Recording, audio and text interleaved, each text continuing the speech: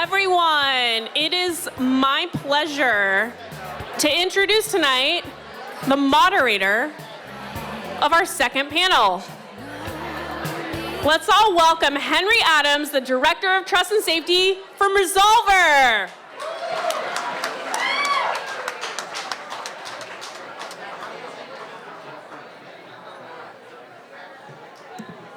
All righty. Take your seats, give me your minds, give me your ears.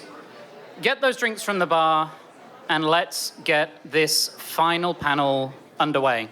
Also, they weren't kidding. I can see nothing but bright lights. So if it feels like an out-of-body experience for you, it certainly feels like one for me. Folks, give a huge round of applause for my absolutely outstanding panelists, Colleen, Scott, and Juliet. Come on stage.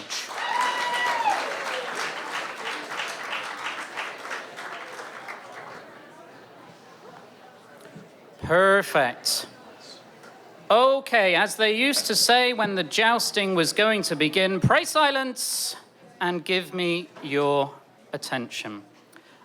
If you are even more generous to me with that attention, if you can, and no pun intended, but give me your trust in a little bit of your safety. If you're happy to, close your eyes for just a second and let me set the scene.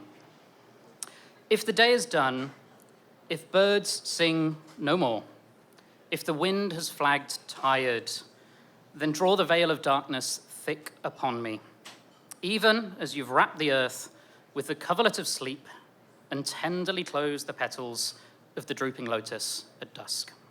From the traveler whose sack of provisions is empty before the voyage is ended, whose garment is torn and dust-laden, whose strength is exhausted, will remove shame and poverty and renew their life like a flower under the cover of thy kindly night.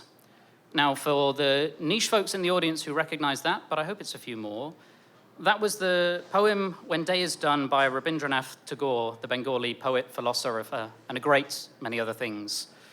And I wanted to set the scene with that because for folks that are, and this is the panel that dives from policy now into operations, deep into the doing work of trust and safety, that can be the feeling right now. It is, as our super panel one folks said, to some extent chaos, to some extent confusion, and yet a sense of hope too.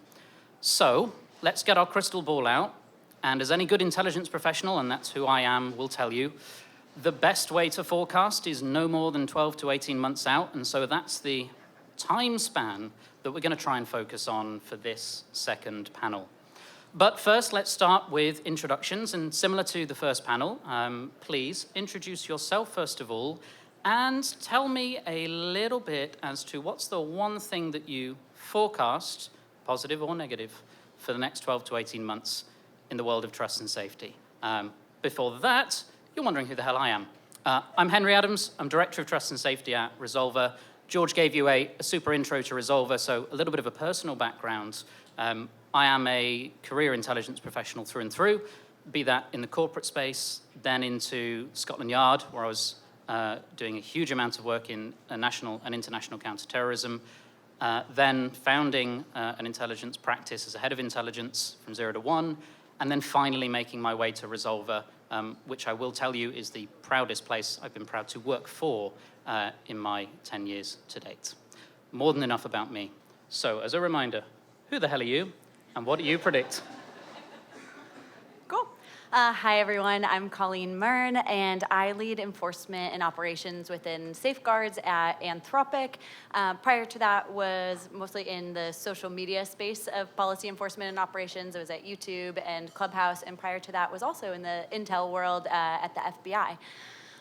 In terms of predictions, I don't know if this is as much a prediction or sort of like the way things have started to go, and I think becomes more important, but in a lot of ways, trust and safety at a foundation model company can be similar to social media. In a lot of ways, it's different.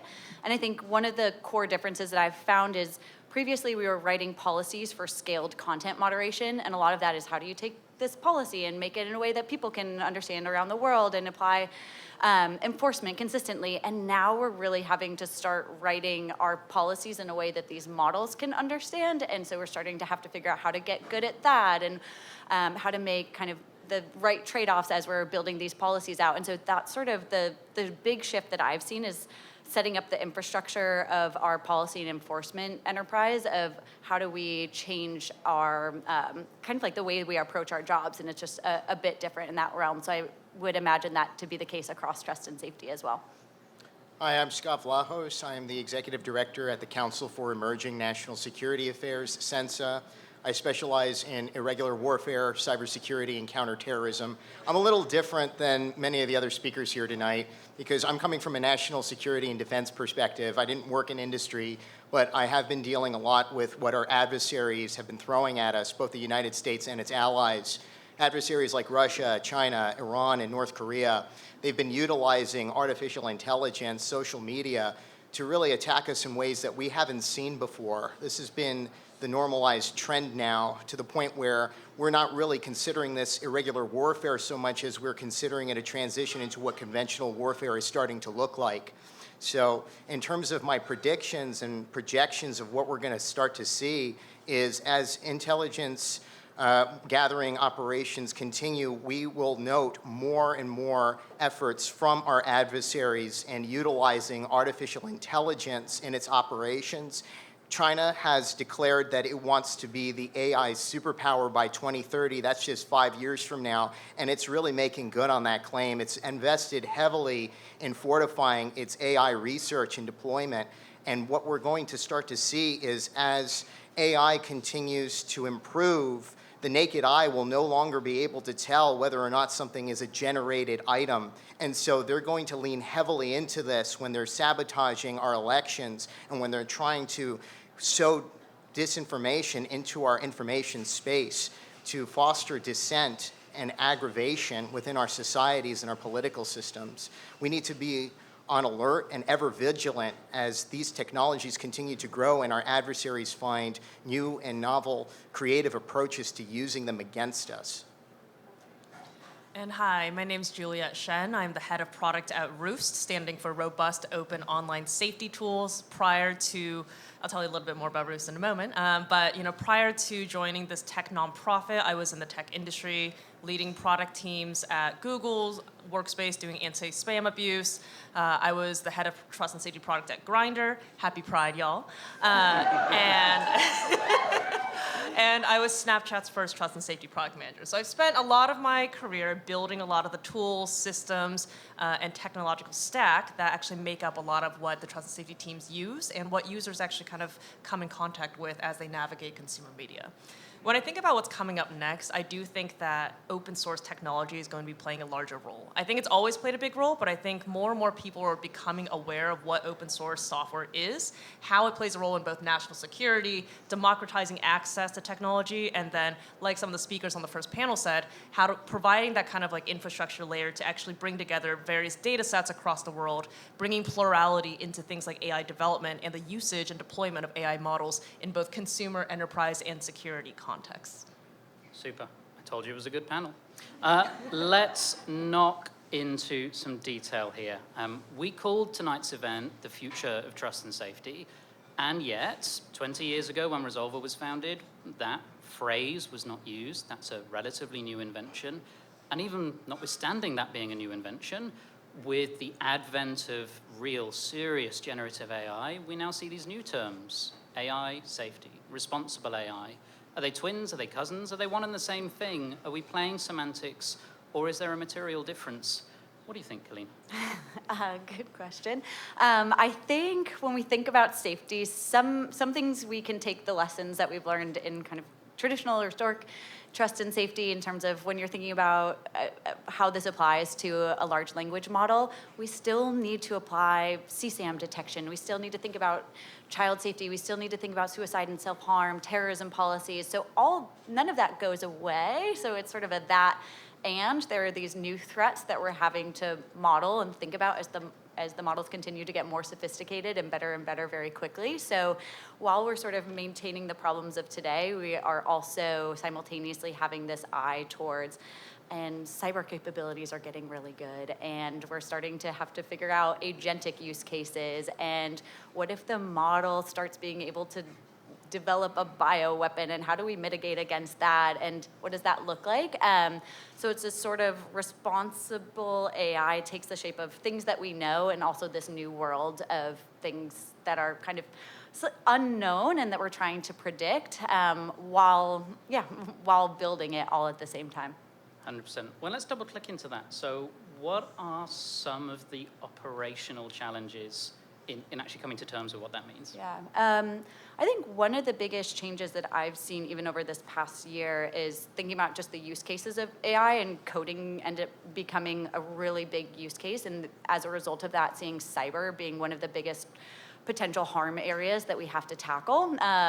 And so, in a lot of ways, you apply the same techniques. You're setting the policies, you're doing detection and enforcement, without a lot of context in some cases. So you're having to figure out things like pen testing, capture the flag, is this allowed, is this not allowed? There are perfectly great use cases on the security side when we see orgs engaging in this, and there are perfectly scary use cases of cyber misuse that we want to make sure to mitigate against, and these can look really, really similar in practice. And so I think one of the hardest operational challenges is how do you allow for these very great use cases of AI while also making sure that it doesn't get into the hands of bad actors, and that ends up being a mix of some automation and then some human review and also a little bit of KYC. So there are a lot of operational challenges involved in making sure that we kind of thread that needle appropriately.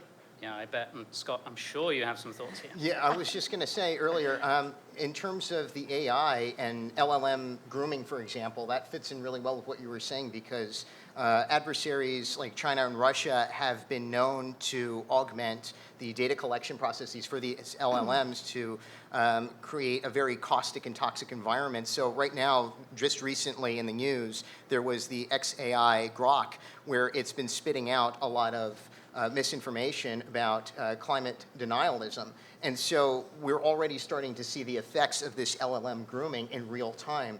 And in terms of what the AI is growing into, we have one of the godfathers of AI coming out and saying, the AI is growing in a way that is very dangerous right now. It is looking at self-preservation. It is being very deceptive towards its users. It's openly lying to preserve itself. It was trying to blackmail one engineer that threatened to cut it off.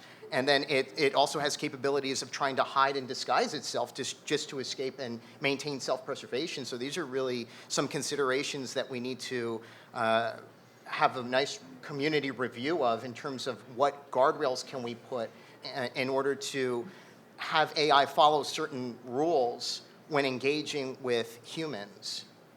100%. Now, we know, and a previous panel discussed this to some extent, we're never going to reach perfect, and you never want to let perfect get in the way of doing good. So let's talk a little bit about metrics and success. Colleen, how do you think about that in your new world? Yeah, I think some of the metrics, again, we're not trying to recreate the wheel in some ways. We still need to have a sense of prevalence. We still need to get better and better at our enforcement and reducing time to enforce when we find misuse. But I think one of the big things that shifted for me is like coming from an enforcement and operations background, and like think about things in terms of terminations and bans and how many accounts did we take off the platform. And I think in this world, I see that metric more as sort of a negative. If we're doing tons of bans, we did something wrong kind of at the front end. And I think one of the most promising things about AI is the different levels of kind of mitigations we have in the funnel that is a little bit different from my experience in social media, where it's like, okay, kind of the product, and you have to, enforce on users who are misusing. At least within the foundation model space, we are able to look over the initial training data set. We're able to do evals before a model is released. We're able to do reinforcement learning in order to sort of like reduce harmlessness or reduce harmfulness before a model is actually released. So we just have a lot more kind of like defense in depth and ability to change sort of the direction things are going before the model is actually released. That we're able to kind of track as we go rather than being in this world of, well, how many bans and how many appeals, which are still important and we still will do that. But I just think we have a lot more levers, and I'm trying to kind of socialize that so that we're not still in this like very binary world anymore. 100%. More levers, more nuance. Before we move to the next topic, Juliet, anything you wanted to add to that? Yeah, I think it's, those of us who have been in the trust and safety space or integrity space for a long time, we often talk about this concept of safety by design. And I think what Colleen is really talking about is safety by design in practice. In the AI context, it means system level safety. It means not just looking at what your end product, often the model, is able to do, whether it's, by accident, by someone who kind of stumbled upon, harmful behavior, or by bad actors who are specifically targeting these models for their ability to generate things like a recipe for anthrax or something, or some other kind of like major national security concern, often in the cyberspace as well. But really looking at kind of like, where's the data coming from? How exactly was it labeled? Doing that kind of data filtering, and then doing those red teaming, the testing by experts. And those are also opportunities for civil society researchers and experts from different fields, especially those who have kind of like earn those hard-won years of experience from trust and safety, to bring that experience and red team those models to try to figure out how can we make sure that by the time this model is in someone's hands, how much of that harm can we really prevent upstream as possible. So well put. Really resonates with how we just think about this as a collective challenge at Resolver, where increasingly the phrase content moderation is a proxy word for trust and safety. And that's really unhelpful, because it's the late stage lever right at the end of the game. All the norms, the community norms, the products, the features are in place, and then we see what comes out in the wild. So I think that nuance is well put. Well, if we've established that yes, trust and safety, responsible AI safety, we're all fundamentally facing very similar challenges, and all of us here are looking at all of those in similar ways, we can't not talk about bad actors. Scott, maybe let's turn this over to you. Thinking about what we're seeing in the last few months, few years, and then getting into what we expect to see in the future. What are we seeing? So what we're seeing is an escalation of adversarial pursuits in the information operations space. And what we can derive from their actions so far is that they're trying to sow dissent. They want us to fight each other. And the way that they're doing this is by enhancing their frequency and spread of disinformation, all kinds of malinformation as well. It makes it so that reality is blurry. The average user will have a very difficult time discerning what the information space looks like and how they can form reality from that. When you live in a world where every fact is objective, then nothing is a fact. So, and that's really what they're banking on. And what we've been seeing are cooperative efforts by China using a lot of different AI to really push out its efforts to sabotage elections. We saw that in the Taiwanese presidential election. We also saw that in the Canadian prime ministerial election. Just recently, Canada came out and said we're seeing a spamouflage 2.0. Spamouflage, or Dragon Bridge as it's sometimes called, is China's comprehensive effort to sabotage elections, but to also sow chaos and dissent using social media. And they do this in a variety of ways. So they'll either create bot accounts or they'll steal real accounts and use them. And that gives them a veneer of legitimacy. So it can be very difficult to tell if you're actually talking to a Chinese operative or a bot, or if you're talking to a legitimate person. And so when you're in this space, if you augment this with something like ChatGPT, it automatically ups the game there, it ups the ante, because now as a real user, if you were depending upon some grammatical infractions or like segmentations and trying to by eye reason through, am I talking to a person? Am I talking to a bot? Am I talking to somebody from Russia or China? You can't really do that anymore, because when they augment something like ChatGPT into their systems, well, now they can speak perfect fluent English and make argumentations and maybe even have citations. Whether they're real or not is inconsequential. They sound like a legitimate person, and you think you're talking to a legitimate person. This is a really far cry from what we were dealing with in the 2016 election, where you had like a 19-year-old Russian in a warehouse courthouse and he pretended to be 40-year-old Linda from Wyoming with a white picket fence and 3 kids. So this is a far more sophisticated operation. You don't really need an actor to pretend to be English speaking or American or whatever other country this is, because they're not just targeting the United States, they're targeting our allies, but they're also targeting anybody else who goes against their agenda, who speaks against the CCP, whoever speaks against whoever's in power. So what we're seeing is an evolution in how they're dealing with information operations. And in many cases, if you are relying on something like media literacy or AI literacy or digital literacy, it won't be as helpful as the technology continues to improve. Now, that's not to say we shouldn't focus on improving media, digital, and AI literacy. We need to educate people on all different facets of how this is being used against them. It is very much part of a psychological manipulation campaign. The goal of anyone from China, Russia, Iran, North Korea, when they are using these operations against us, it is to tear us apart. It is to psychologically push us to the edge, while at the same time trying to dictate how we run our lives. How hopeful do we feel about the future? How hopeful do we feel about the integrity of our institutions? How hopeful do we feel that when I cast this ballot, does my vote count for anything? It is all a very carefully coordinated campaign by these adversaries to cast doubt, not just on our reality, but on our direction. And you can see it escalate. From 2016, they were just throwing things to see what stuck.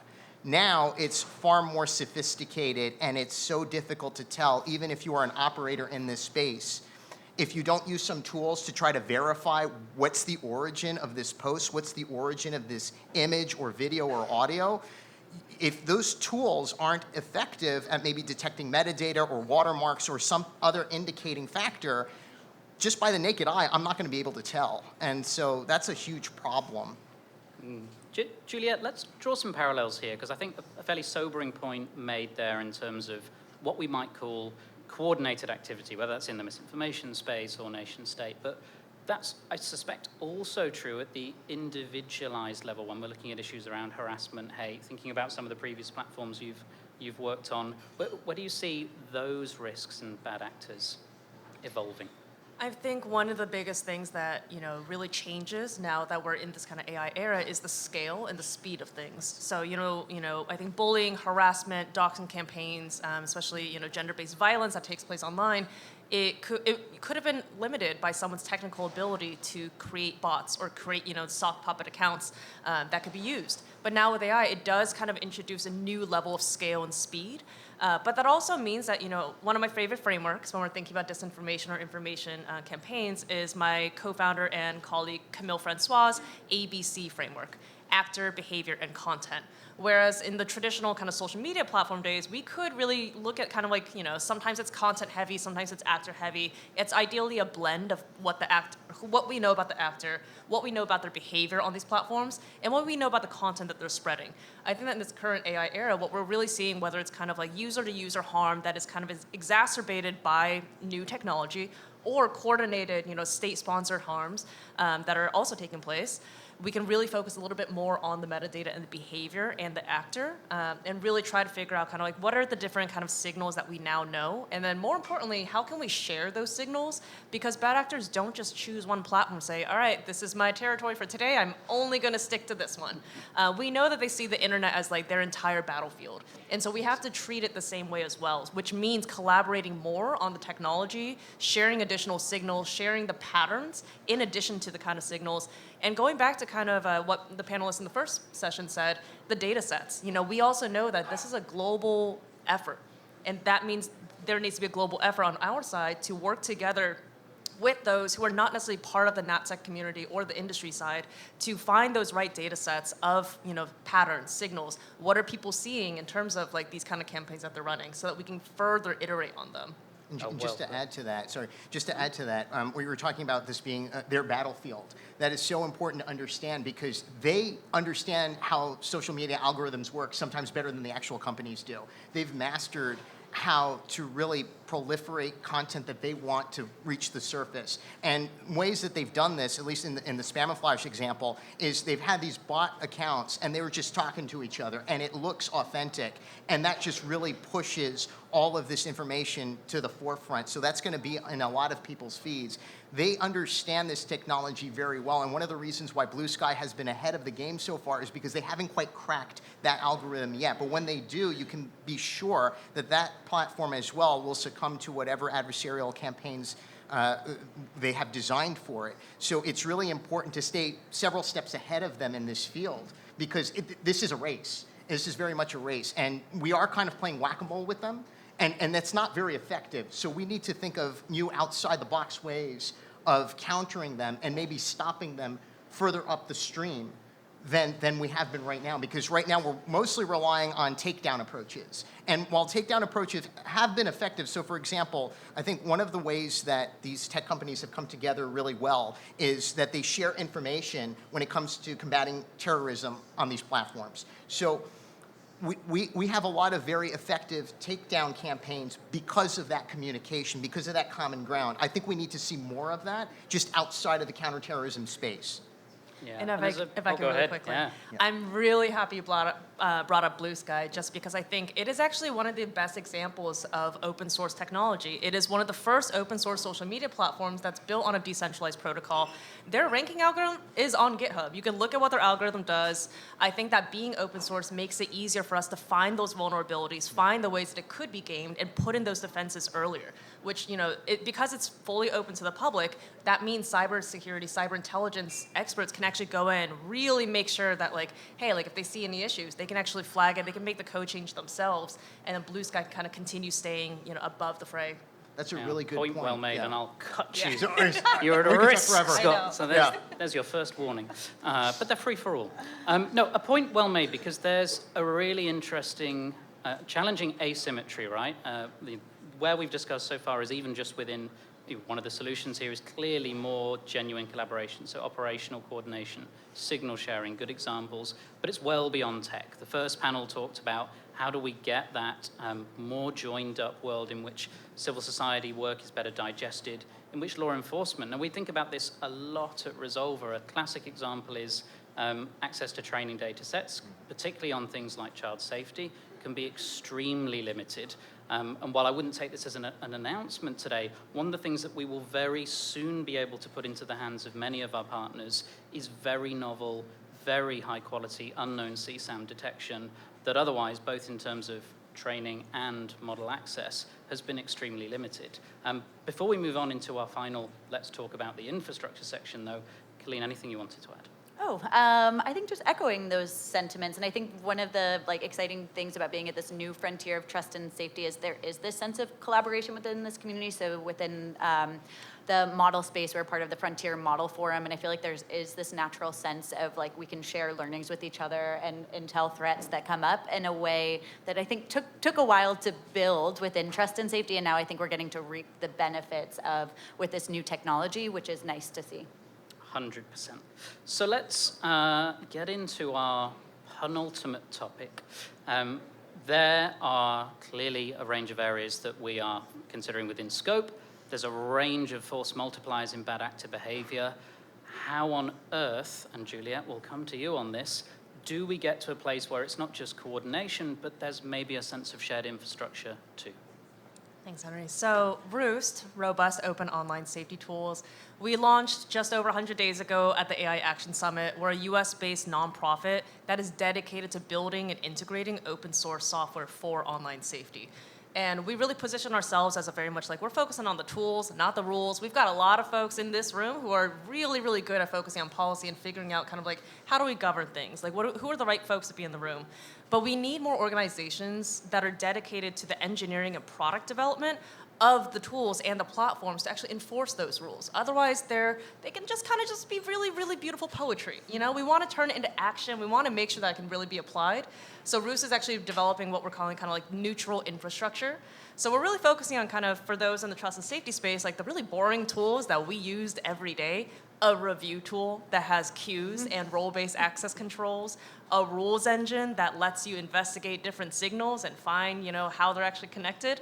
But what we found is that they're so inaccessible to new developers who are building with foundation models, developers who are building the new generation of social media platforms, because the internet does not look the same way it did 10 years ago, and the tooling needs to reflect that as well. So we're hopeful that Roost, with our wide coalition of different, industry partners, there's a lot of tech companies working with us. There are civil society groups, there's researchers, there's academic research labs. We're hopeful that we can kind of help build the actual code, post it publicly, make it open source so that anyone can inspect it, anyone can contribute, and that can really kind of take a more tactical perspective to collaboration. 100%. Well, and let's tackle, because there'll be some in the room presumably who go, does that have a challenge? We think about the trust and safety vendor system. Does that have some conflict? And actually, an initial one from us at Resolver is, no, it doesn't. We're actively thinking about, are there elements of our tech stack we think should be open sourceable and open sourceable through Roost? But Juliet, in your own words, what are those maybe initial buds of success or positivity or traction that you're already gaining? Yeah, so I think one thing is we really believe in a thriving ecosystem, and we really think that a thriving ecosystem means also delivering value to every section of the market. So when we were incubating, we actually talked to a lot of those companies that are providing trust and safety tools and services as their main product value. And what we found is integration is a pain for both the client and the people who are providing the tools. How can we kind of meet them earlier and kind of provide the stepping stone to be guess what? You need policies before you can use a tool to kind of enforce those policies or automate them. Or here's how you can structure your data in a way where it reduces the integration time for when you're ready to take on something that's a more sophisticated tool, something that involves an intelligence feed like the services of Resolver. But yeah, there's a lot of challenges. I think with open source, you never really know who's using it because it is just code that's online. And then, of course, a lot of open source projects don't necessarily have a full-time backed engineering or product team whose full-time job is maintaining those projects. So there's some really great works out there. Meta has done fantastic work in the open source space. They have threat exchange, hasher, matcher, actioner. They've released a lot of really interesting, powerful hashing algorithms that help make finding CSAM, terrorism, and violent extremism content, non-consensual imagery a lot easier. Roblox with their voice classifier. We're hopeful that there's more, but I think it's just kind of we're waiting for that dam to break. I was going to say, and then it feels like it'll be a technological tidal wave of what goes out there. All right, we started off with a sense of what are the forecasts. Some of those, especially, I think, point very well made from Scott here around the challenges. So let me flip it as we head to closing this panel out and let you all get another drink from the bar. Let's talk hopes and dreams. Just give me one thing, regardless of whether you think it will happen, you guarantee it will happen, you even have a role, but what do you hope to see? What do you want to see? Scott, let's start with you. In terms of what I want to see, I would like to see more of an international effort to congregate. So if we accept that AI is going to be a weapon of the future, which it looks like our adversaries are already pivoting that way, we need to accept that we have to have international treaties to start to regulate how we use AI and what's acceptable and what's not acceptable in terms of targeting the average civilian population. So that's one thing. We need to have more in the cybersecurity space in general because we don't really have a cybersecurity treaty the way that we do with nuclear arms, for example. We need to double down on deterrence efforts. How are we going to deter adversaries from using this type of AI against our civilian population? So one of the demographics that's most aggressively targeted is children, and this is by design. We need to have more guidelines and frameworks internationally, what's acceptable, what's not acceptable, what could be grounds for war if you cross this line. Maybe that's a little bit on the extreme side, but these are really serious conversations that we need to have more of.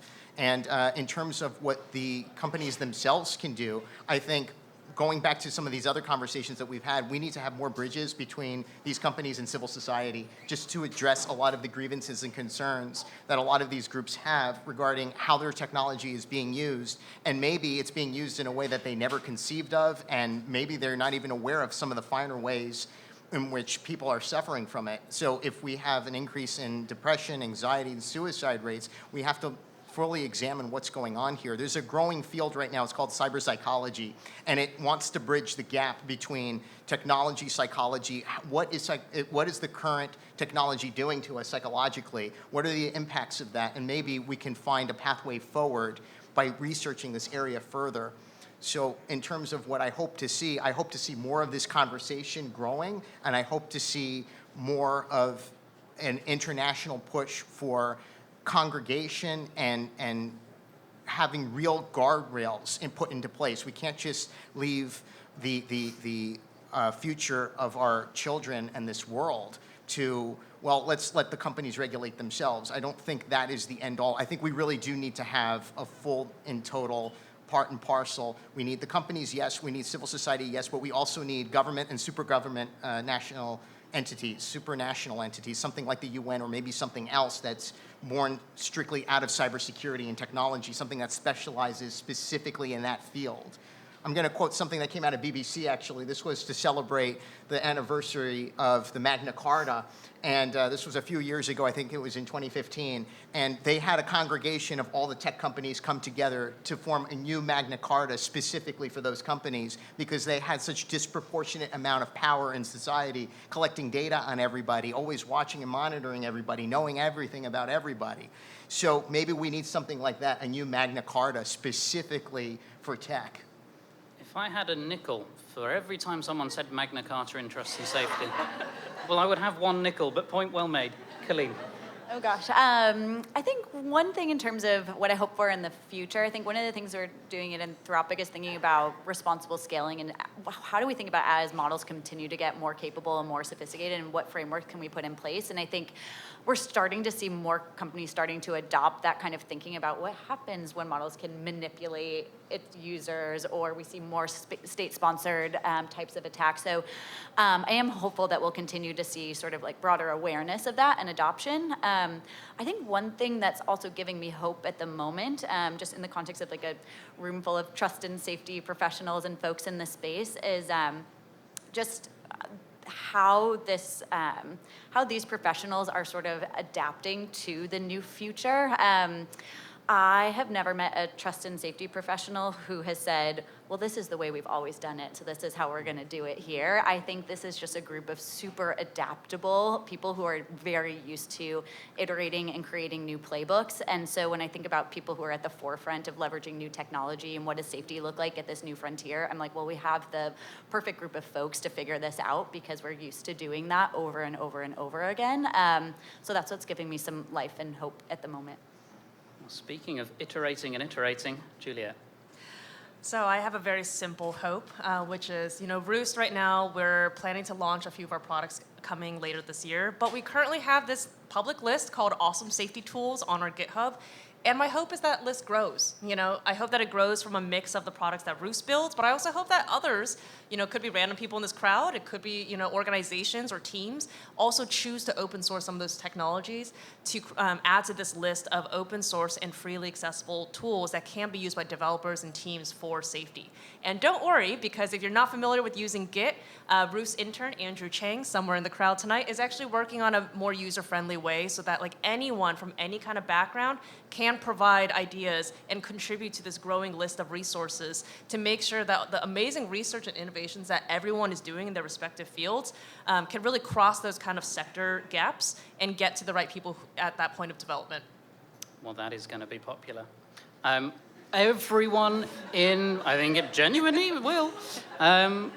Look, let's bring it into a little bit of a close. And, folks often say that the shiny folks are the ones that talk policy, and the folks that are let out of the cave every now and again are the gritty operational folks. You've had both tonight, but something I wanted to close with is this. If you're in this room, if you've turned up, you are clearly not new to the argument of having a strong sense of mission and acting on it. And even though there's some challenges that we're working through, let me maybe finish with one more reference back to a different poem of Tagore's. The long night stretches ahead. The sun sleeps stilled after sunset. The universe is breathless under restraint.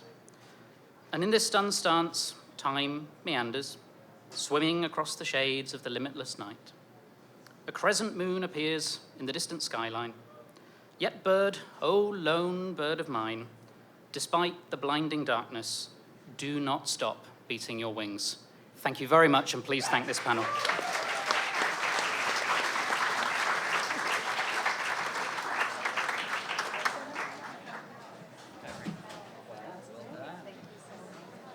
All right, let's keep it going for the final panel. All right, I'll be quick. I know it's been a long night. I don't have any great poem. I know we're going to London pretty soon. We used to be the one that got away, and now we seem to be the bastard child. But nevertheless, I want to make it quick. I'm David Ryan Polgar, the founder and president of All Tech is Human. As was mentioned, everything we're dealing with, it's not just about technology. It's about people. It's about understanding, as was mentioned, how technology interfaces with humanity, interfaces with community at large. So give a big round of applause to everybody who helped out with tonight, everybody for being here. We're here until 9, maybe a little later. Grab yourself a drink, make a new friend, stay in touch with All Tech is Human. This is what we do. We're building relationships. We're creating a space for solution making for all these strange bedfellows to come together. That's what we need to do. Thank you, everyone. Have a good night.